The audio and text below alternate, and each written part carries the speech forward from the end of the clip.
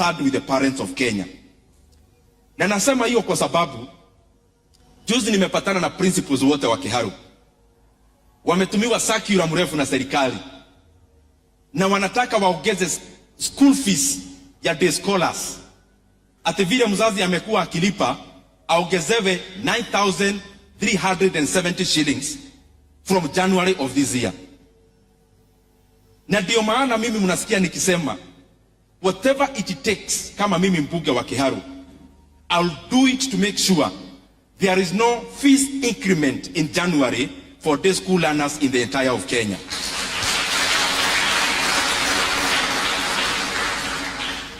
Na mimi nataka niulize my colleagues, vile mnajua sasa bunge hakuna opposition in the real definition of it, because wale walichaguliwa upande wa serikali wa opposition haijulikani ni nani na ni nani, kwa sababu mnajua sasa kuna mipango ingine iliendelea. And I have said this, mimi kama mbunge wa Kiharu, even if I'll be the only solitary voice in Kenya to stand for education and the right thing, I'll do it and pay the price.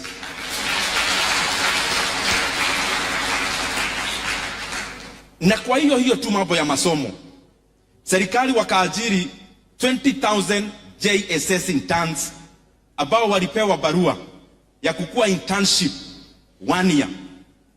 Sasa serikali, na tunaona iko pesa mingi ya kufanya mambo ingine mingi, wanaambia hawa kaka zetu na dada zetu ati wanaendelea kuongeza mwaka ingine ya internship. We want to also say this.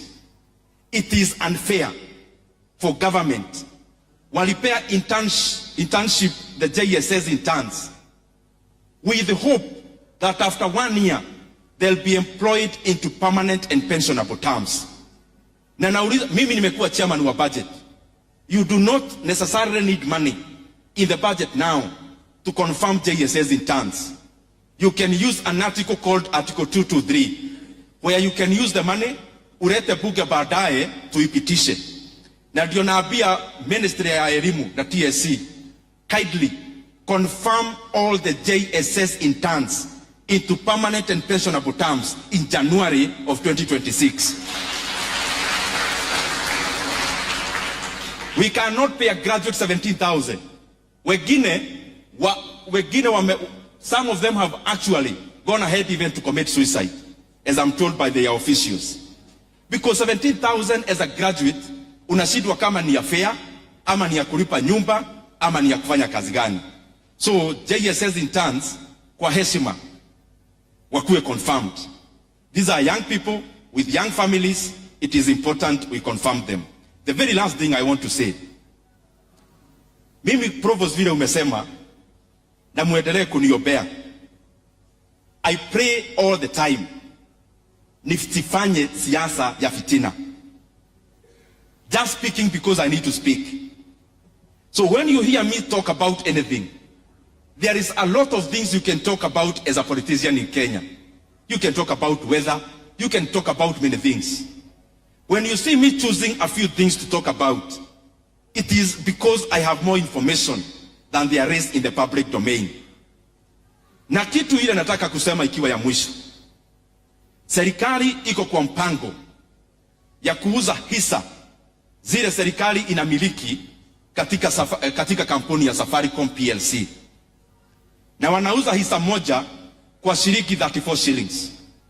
Safaricom was trading at 45 shillings per share in 2021 before they invested in Ethiopia.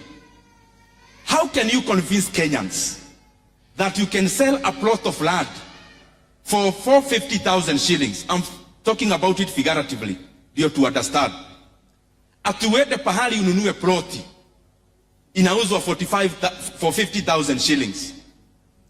Mwishowe after 3 years ama 4 ujenge flat ambayo inachukuliwa rent katika hiyo ploti umenunua.